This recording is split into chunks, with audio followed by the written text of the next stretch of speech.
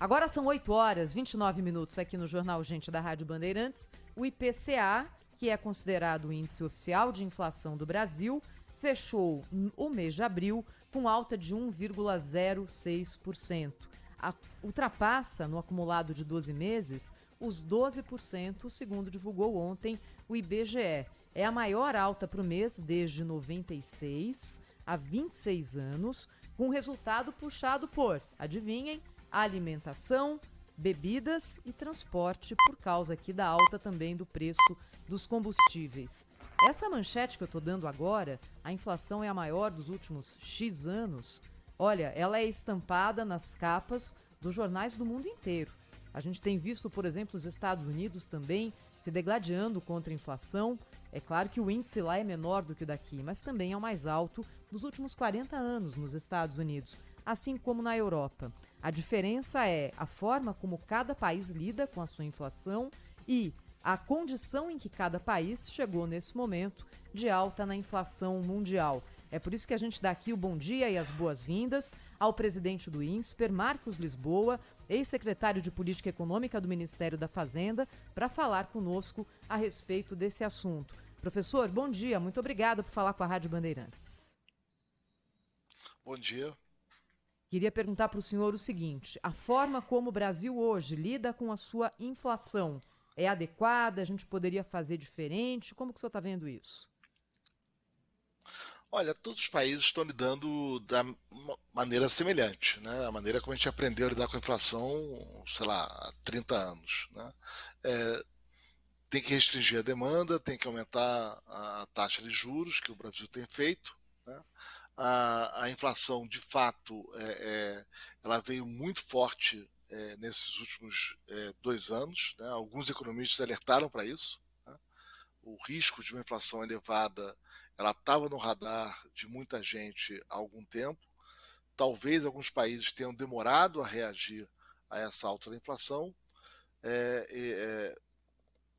o que gera problemas graves, né? Assim, o custo de combater a inflação vai ficar muito mais sério hoje do que teria sido se os países tivessem enfrentado esse problema mais cedo.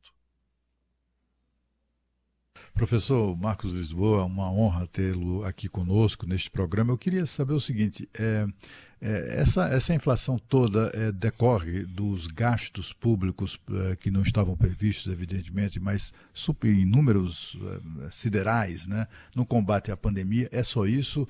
Ou a economia mundial, de uma maneira geral, e particularmente a brasileira, estavam de tal maneira, não digo desprevenidas que estavam, mas desarrumadas, que levou a isso tudo?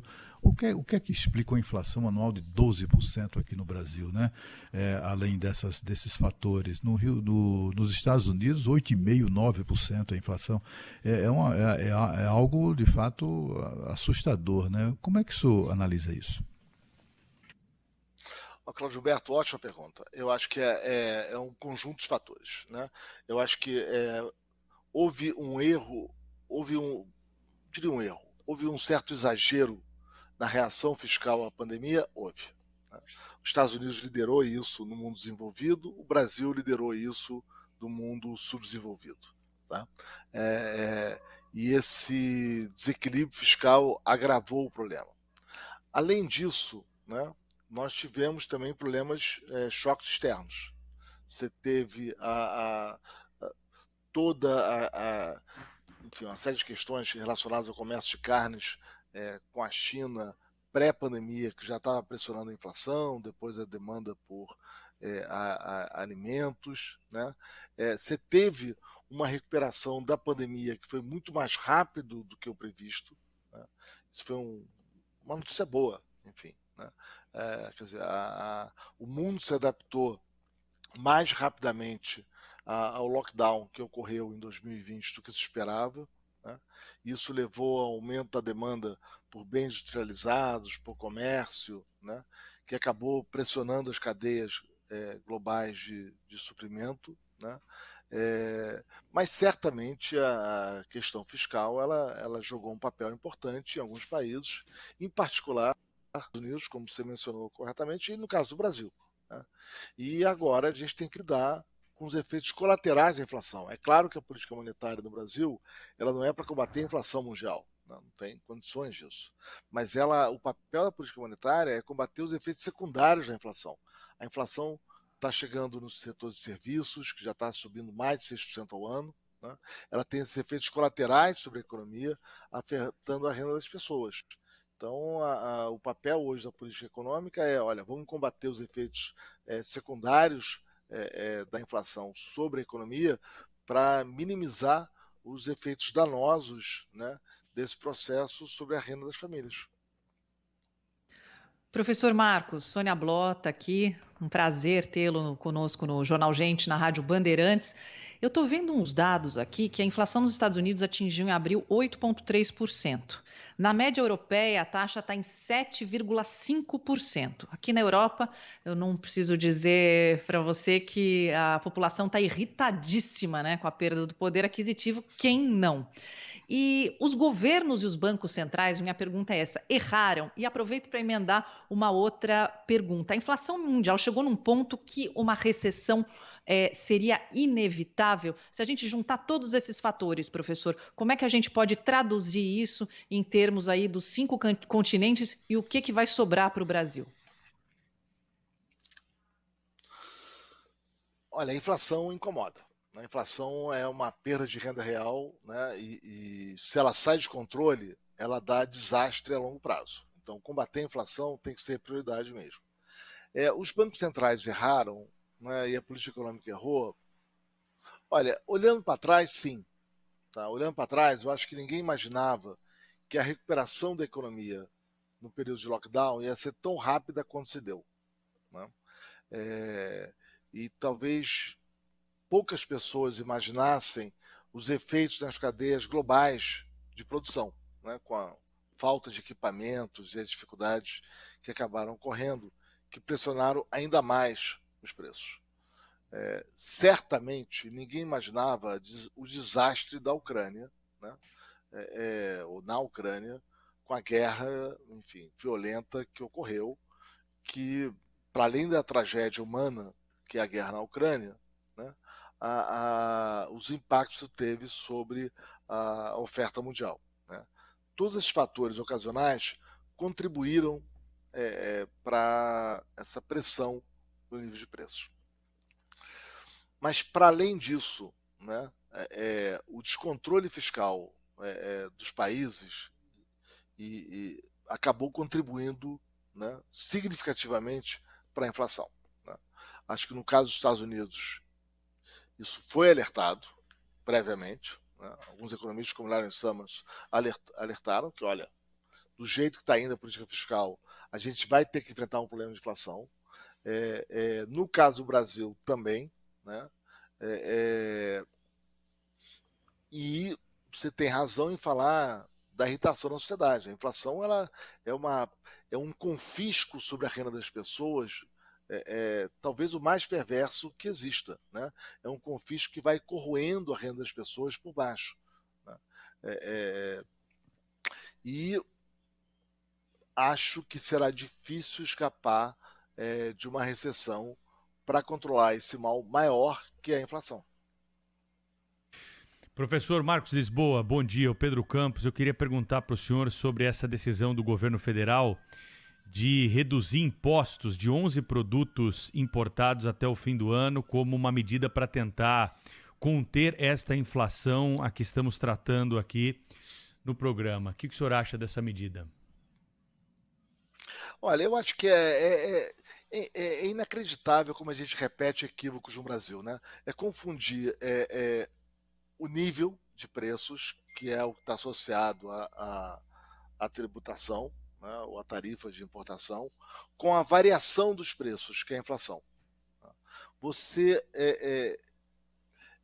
esse tipo de medida oportunista, né, e que ataca o sintoma errado, né, elas fracassam. Né? A gente já viu isso quantas vezes no Brasil a gente já não assistiu ministro da Fazenda decretando que vai reduzir imposto para reduzir o preço dos bens e controlar a inflação. né? E quantas vezes as medidas não fracassaram? Né? É o remédio errado para o sintoma errado. É um controle artificial, professor?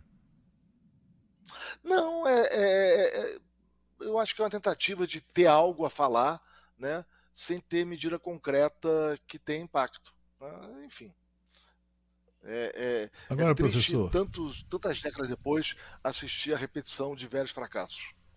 Pois é, e a gente também assiste assim acenos de recuo, né, do atraso, né, que são preocupantes. Né? A gente está ouvindo aí candidato prometendo acabar com o teto de gastos, né? O negócio é gastar, né? O negócio é gastar e, enfim, fazer com que o Estado brasileiro fique ainda mais endividado, comprometido, etc. Falam-se também em acabar com aquela reforma trabalhista tímida que foi feita no Brasil, né? Mas também já está sob ameaça. O que é que o senhor acha disso, dessas... seria uma boa medida? Seria uma medida desastrosa para o Brasil? Quer dizer, quando o país finalmente consegue estabelecer um teto de gasto, aí aparecem lá políticos em época eleitoral prometendo que vai acabar com isso. O que é que o senhor acha desses acenos?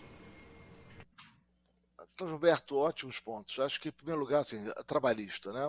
Quer dizer, a reforma trabalhista, essencialmente, o que ela faz, o que ela fez, foi permitir uma maior negociação entre os sindicatos e as empresas, né? Eu não vejo em que medida isso reduziu direitos trabalhistas, né? O maior problema do emprego do Brasil hoje, aliás, não está no emprego formal. O emprego formal voltou, né? O maior problema hoje do emprego do Brasil está no emprego dos informais, né, que não foram afetados pela reforma trabalhista. Então, confesso que essa discussão toda ela me surpreende, né? Se o problema hoje está no emprego dos informais, que estão fora da reforma trabalhista, como é que o problema foi a reforma trabalhista? Segundo lugar, o Brasil hoje, né, o Brasil tem já há muito tempo, mas se agravou bastante na última década, um problema grave na governança dos gastos públicos.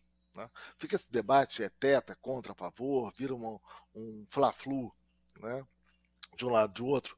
O problema no Brasil é que toda vez que você consegue aumentar a arrecadação, você aumenta. O Brasil tem uma carga tributária alta para país emergente, né? Bastante alta. Né?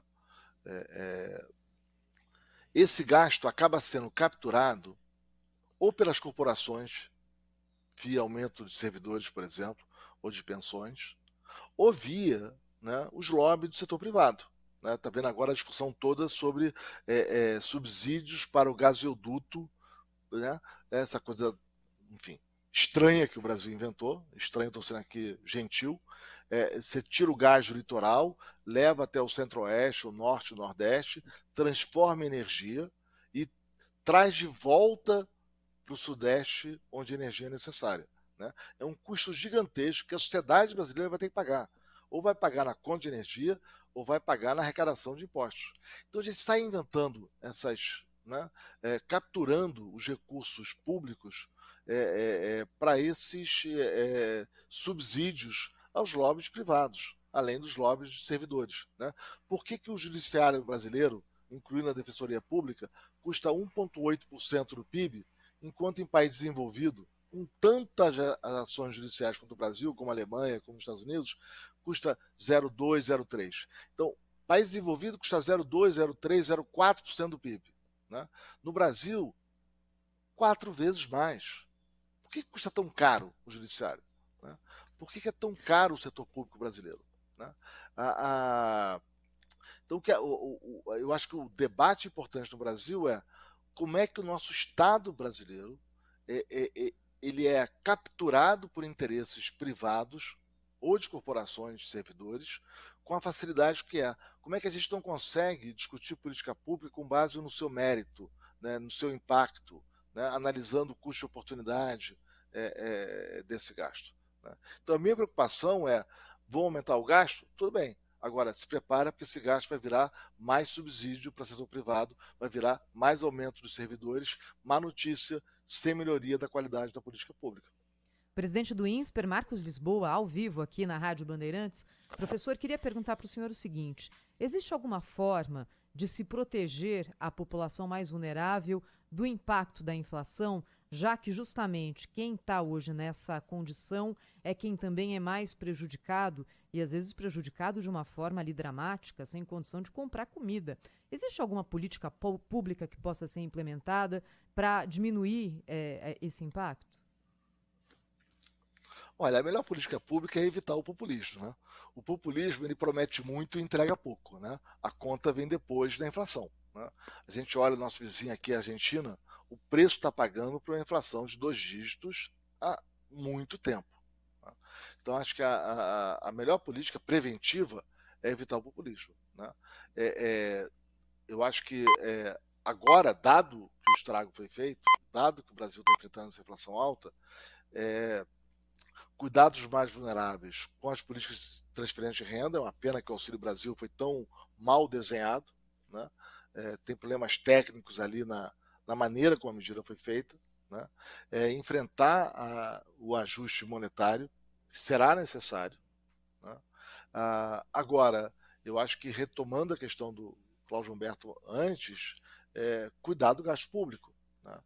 Garantir que a gente de fato está direcionando o gasto público para as necessidades da população e não para comprometer ainda mais endividamento, ainda mais obrigações para transferência para grupos de interesse, né?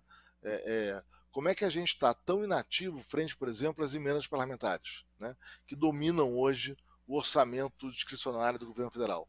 Quer dizer, o dinheiro que o governo tem hoje disponível para gastar, ele está comprometido com emendas parlamentares, né, que geram inflação, mas não geram benefício popular para a população, né? São destinados a isso, a kit robótica, a ponte ninguém sabe muito bem para quê, asfaltos complicados, né?